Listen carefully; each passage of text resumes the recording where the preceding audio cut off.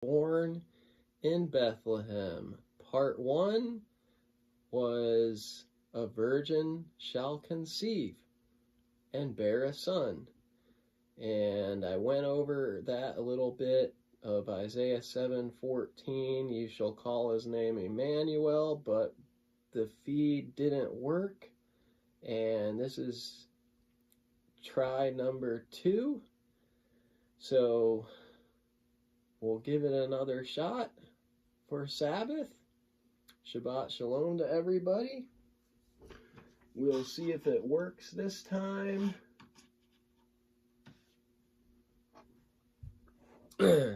But it says, Bethlehem Ephratah, though you are little among the thousands of Judea, yet out of thee shall he come forth unto me, he that is to be ruler in Israel. Micah 5:2.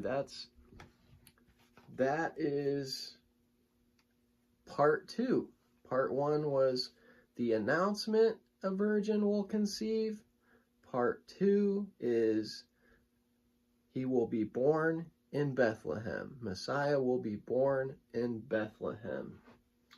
So here we go. We're trying it again. And so far, Sandy Morton says, I see ya. Do you see me or do you hear me?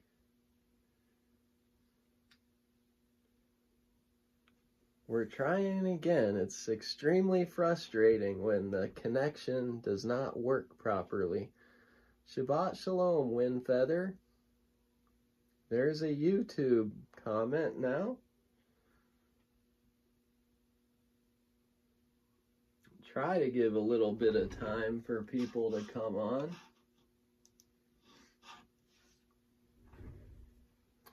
So the decree of Caesar Augustus in Luke chapter 2 verse 1 is where we're going to be. It came to pass in those days that there went out a decree from Caesar Augustus that all subjects of the empire must be registered. This enrollment was conducted when Cyrenius was serving as an administrative official in Syria. To fulfill this obligation, everyone was required to register at their ancestral village. And so now, he's going to talk about this statue, which Windfeather says, I see and hear you, bro, Trevor. Hallelujah. Maybe it'll work this time. We'll at least give it a try. And we will be, let's see. Do we see that? There's the statue of something commemorating this very time, and that statue still stands today, surprisingly. Jeremy is back with us. Wendy says it's about time. Yes. And so in the 25th year of the reign of Caesar Augustus, in 3-2 BC, by the command of Rome, all subjects of the empire were required to register their support in naming the divine emperor Octavius Augustus the father of the Roman Empire. Father of the Roman Empire. So, still have the statue standing, and he shows a picture of it here. Interesting. Which was approved by the Roman Senate on February 5th, 2 BC. The statue of Caesar Augustus in Rome that was sculpted in 2 BC upon the occasion of naming him Patri Patriae, which is, I don't know, father of fathers maybe? I'm not sure what that would be. Far more significantly, By the command of Yahuwah, all Israelite males are required to go up to the feasts of Yahuwah 3 times a year.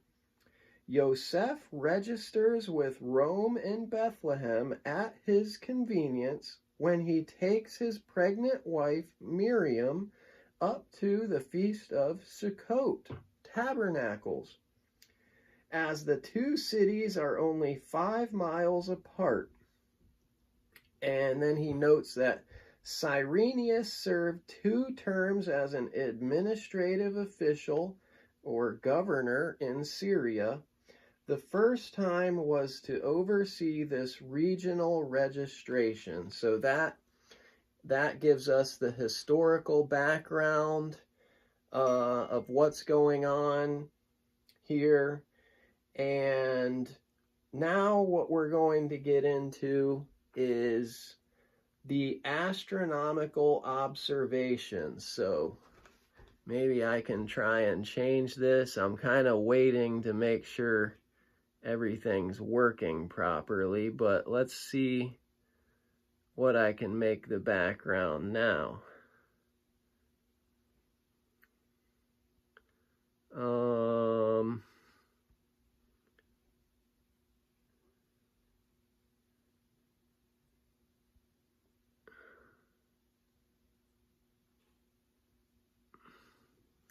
Maybe that one.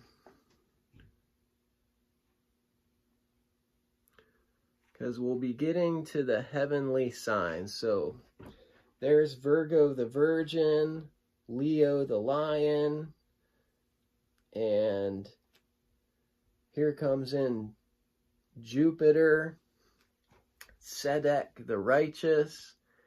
And so the first conjunction, he says there's going to be 7 conjunctions that are going to be lighting up the heavens. And of course, any astronomer would be looking at these signs in the heavens and thinking, wow, the heavens are just lighting up.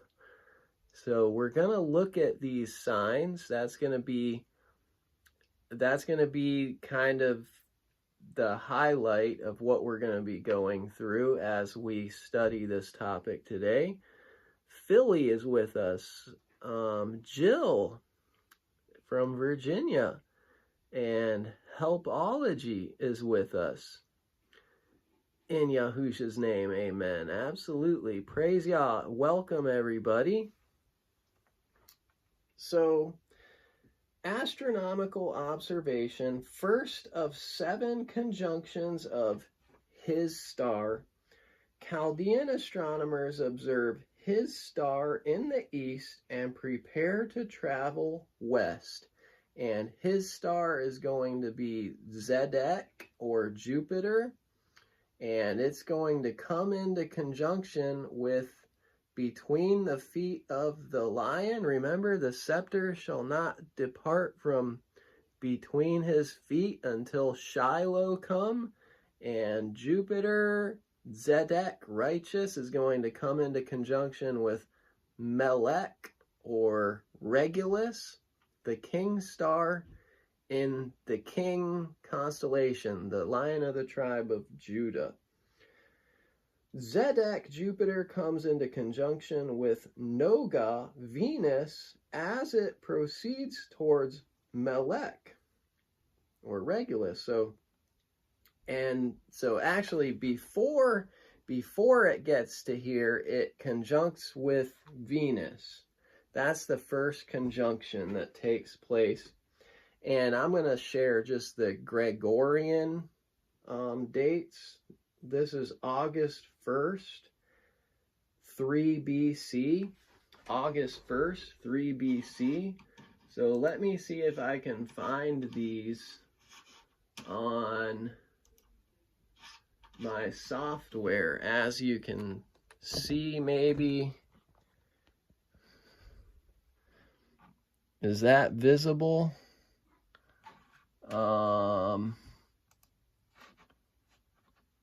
I'm in 1 BC at the moment, because in Stellarium, it's 1 year off.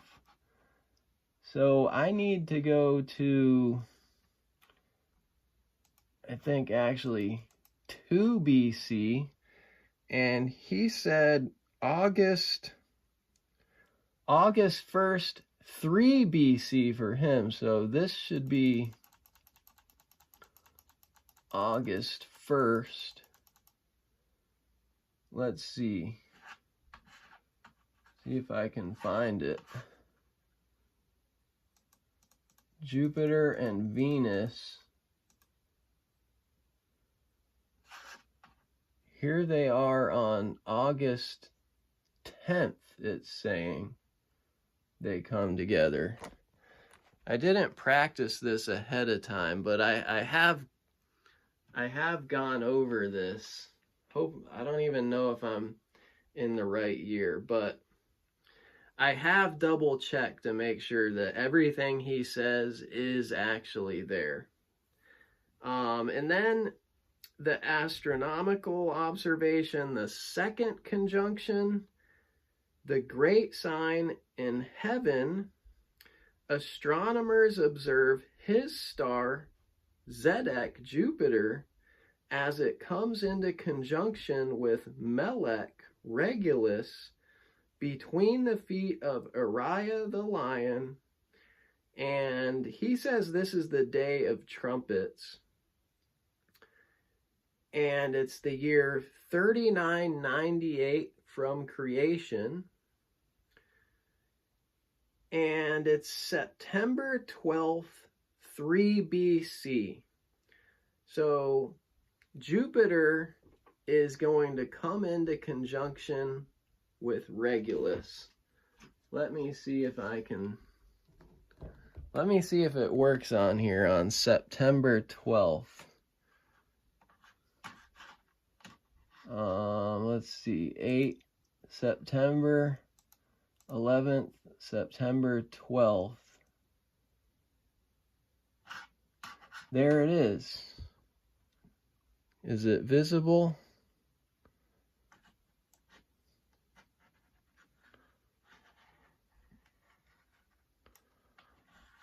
Jupiter and Regulus. Spot on. And for me, as I said, it's 1 year off. I've got it in 2 BC. And I think the reason it's 1 year off is because of the year 0. The year 0. I think on mine it counts the year 0, and he does not count the year 0, if I remember. So, and then he highlights the Revelation 12 sign, which I do believe points to Messiah's birth. I do believe Revelation 12 refers to Messiah's birth and his ascension up into heaven. But Revelation 12:1, there appeared a great sign in heaven, a woman clothed with the sun, the moon under her feet, and above her head a crown of 12 stars. Being great with child, she cried, agonizing in labor, about to give birth. And as we discussed, the only time that this can possibly take place is in the fall. So how are we doing here? Is it working? I hate being distracted by if the stream is working or not. So, but the second conjunction doesn't have to do with the Revelation 12 sign. The second conjunction is just Jupiter comes to Regulus and comes into conjunction and makes a really bright star. And then we have Yosef and Miriam go up to Jerusalem for the Feast of Sukkot, or Tabernacles. They also register for the Roman census in the nearby village of Bethlehem. Both being Netzarim of the house of David, Yosef and Miriam are undoubtedly familiar with Micah's prophecy that the Messiah would be born in their ancestral village, Bethlehem. So Luke chapter 2, verse 4. Stream has been good this time. Praise Yah. Okay, Luke 2:4. Because Yosef was of the house and lineage of David, he left the village of Nazareth in the Galilee and went up to Bethlehem. And I found out why he calls it the Galilee, because it's not really a city, it's a region, it's an area. And Galilee literally means a region or a circuit or an area. And so the region, and interestingly in Isaiah 9, prophecy says it's the region of the Gentiles. So the Galilee of the Gentiles. And he went up to Bethlehem, the village of David and Yahudiah, to register for the census, and he took his espoused wife Miriam, who was great with child. It came to pass that while they were there, the time was fulfilled for her child to be delivered. The Word was made flesh and tabernacled among us. Yahushua is born in a sukkah on the high Sabbath of the feast of Sukkot. And he has this September 26th, 3 BC. And John 1:14, the Word became flesh and tabernacled among us. As well as Luke 2:7, because there was no room for them in the village inn, Miriam gave birth to her firstborn son in a sukkah. She wrapped him in swaddling cloths and laid him there. In the area there were shepherds abiding in the field, keeping watch over their flocks at night. The angel of Yahuwah approached them, and the glory of Yahuwah shone round about them, and the shepherds became extremely fearful. The angel said, "Do not fear, listen to me. I bring you good tidings of great joy that shall be for all people. Today in the village of David, our deliverer, the Messiah, is born. This shall be a sign to you." Here's the whole sign to the shepherds. What is it? "You shall find the babe lying wrapped in swaddling cloths in a sukkah." The Almighty and saying, "Glory to Yahuwah in heaven and on earth, shalom and divine favor upon men." After the angels departed into heaven, the shepherds said, "Let us now go to Bethlehem and see this thing which the Almighty has made known to us." So they immediately departed and found Miriam and Yosef with the babe, who lay wrapped in swaddling cloths in a sukkah.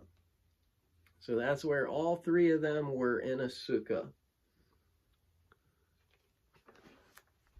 Uh-oh. Is it buffering? No way.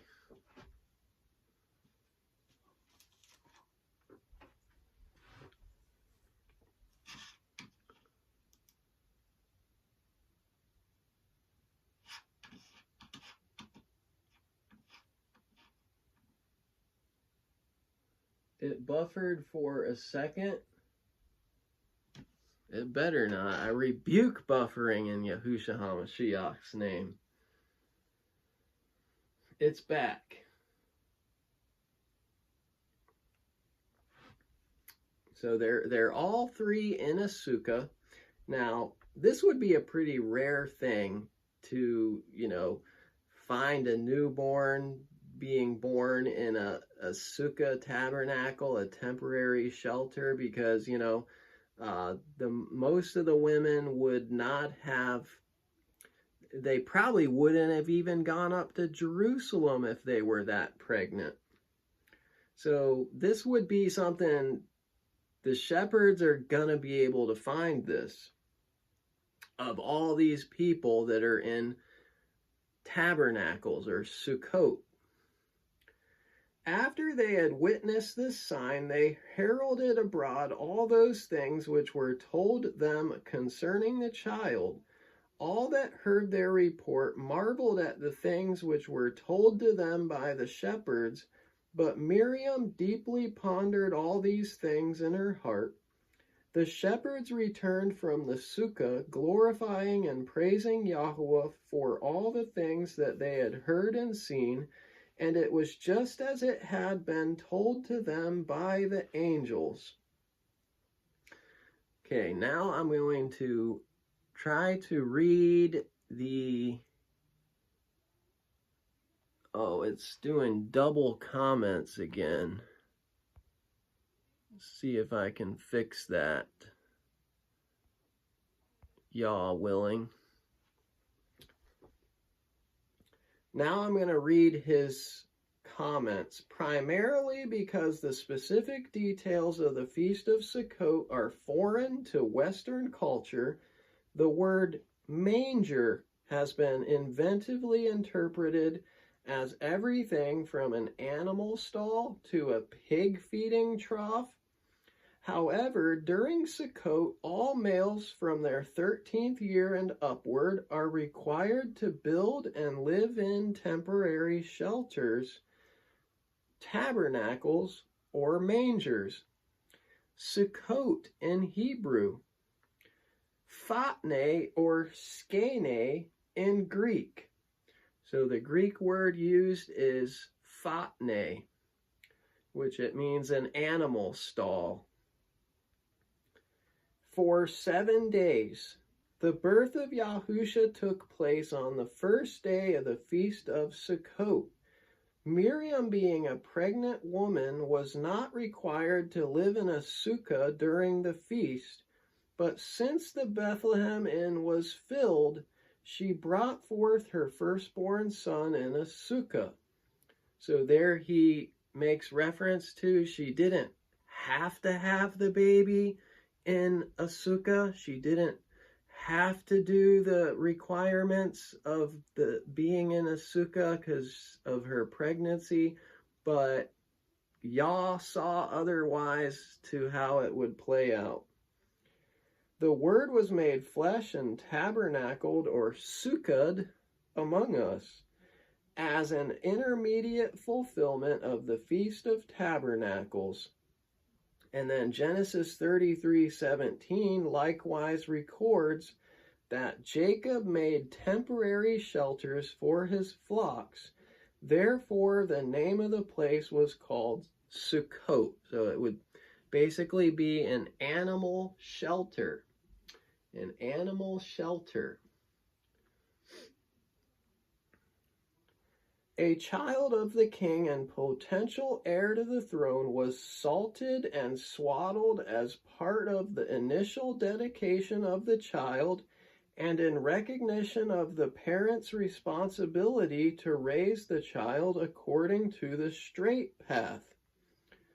And he highlights Ezekiel 16:4. Soon after birth, the child was washed with salted water and bound in the swaddling cloths with all of his limbs made straight. The parents prayed over the child in a short ceremony of thanksgiving and dedication, vowing to raise the child in a straightforward and upright manner. Swaddling cloths were made from the priest's garments that were no longer serviceable. This cloth was used for the wicks in the temple menorah and for swaddling the sons of kings. There is little doubt that Elisheba, the wife of the Kohen or priest Zechariah, would have coveted the opportunity to provide the swaddling cloths for this momentous event. The shepherds found the newborn brethos in Greek, the newborn Messiah. That's interesting. Brethos, that's very close to our word birth, but it means newborn Messiah at the very time he was wrapped in these swaddling cloths and lying in a sukkah near Bethlehem. The shepherds found him right in the time of Tabernacles, which Bethlehem is literally house of bread. The astronomers from the east will arrive 1 year, 2 months, and 6 days after the birth of Yahushua, and they will find the young child, Paidion, not brethos, different Greek word, because they're going to arrive a good bit later when he's not a newborn anymore. The young child in the house, so different word again, oikos, oikia, in the house, not in the sukkah, where the family is then residing. And the Gospel of Luke doesn't record the wise men. We get the story of the wise men from the Gospel of Matthew. But it says, next we go to Luke 2:21, the Brit Milah of Yahushua. Yahushua is circumcised and named on the high Sabbath of the last great day. And he has this on October the 3rd, 3 BC. When 8 days were fulfilled, they circumcised the child and named him Yahushua, just as he was named by the angel before he was conceived. And the same thing in Matthew 1:25. And Yosef named him Yahushua, or Yeshua, Yahshua. Yahushua is redeemed in the temple. And this has all to do with how the firstborn would be redeemed. And going back to the first Passover, when the children of Israel would be delivered out of Egypt.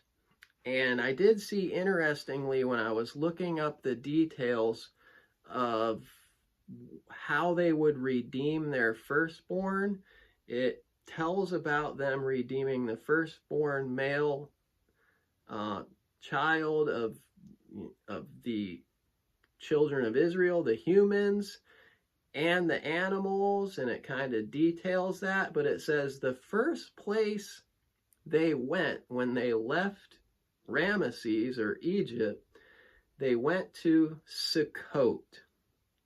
And I thought that's pretty fascinating. That's like another fulfillment there, another kind of a dual type fulfillment, prophetic fulfillment, that the first place when the firstborn was passed over and they were given all the instructions about how to redeem their firstborn, they went to Sukkot and they dwelt in Sukkot. Now, that wasn't in the 7th month because it was in the springtime when they left Egypt. But interestingly, the first place that they went after they redeemed their firstborn is they went to Sukkot.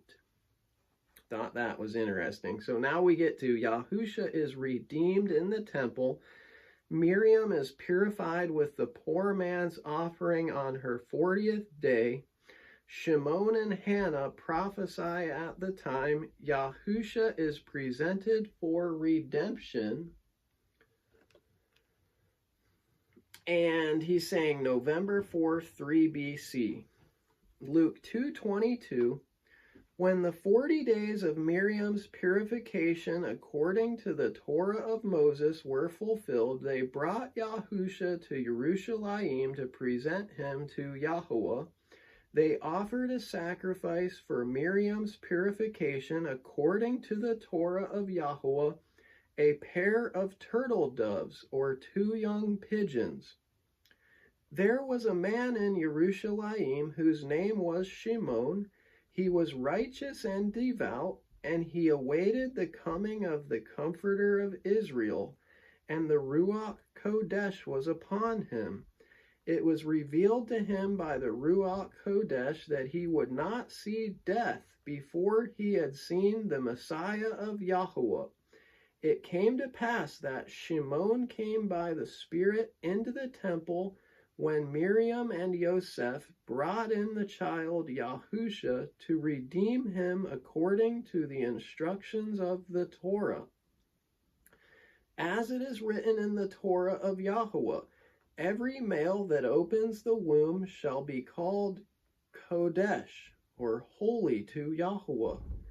Then Shimon took him up in his arms and blessed the Almighty, saying, Yahuwah, now let your servant depart in peace according to your word, for my eyes have seen your salvation, or Yeshua, which you have prepared before the face of all mankind, a light to illuminate the Gentiles and the glory of your people Israel. Yosef and Miriam marveled at those things which were spoken by Shimon, and Shimon also blessed them, and said to Miriam, Listen carefully. This child is set for the fall and rising again of many in Israel, and for an ensign which shall be spoken against.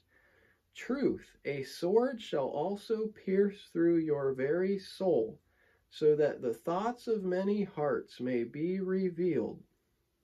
There also came in a prophetess, Hannah, the daughter of Peniel, of the tribe of Asher.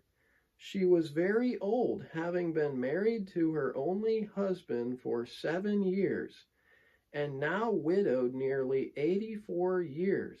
She never left the temple, but served night and day with prayer and fasting. She came in at that very moment and also gave thanks unto Yahuwah and spoke about Yahushua to all of those in Jerusalem who anticipated the coming redemption.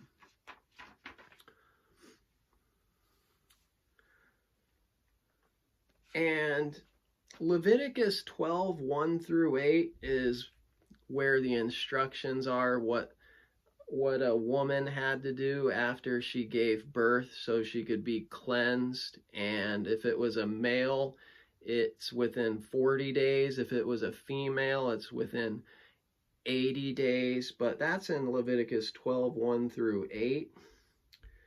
And then the redemption price for the firstborn was presented to the priest in the temple.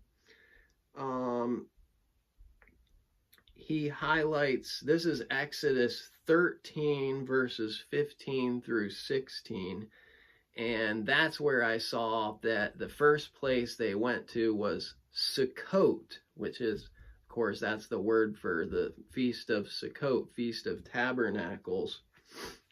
So interesting that redeeming the firstborn has that connection to Sukkot and the original time when they would go out and dwell in these shelters out in the wilderness. And so we come to the summary. Torah commandments are fulfilled.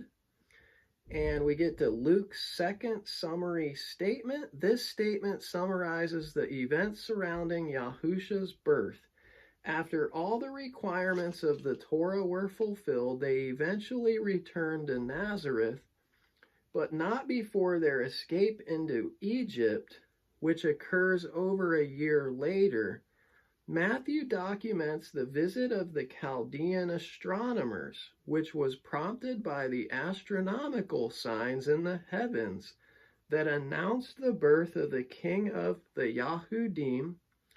Upon their return from Egypt, they planned to return to Bethlehem, but were diverted into the Galilee because of trouble with Herod's son Archelaus, they returned to their hometown in the Galilee where Yahushua grew to manhood. So again, we already mentioned that, is the wise men are not spoken about in the Gospel of Luke. They are spoken about in the Gospel of Matthew, but they don't come at Messiah's birth. They come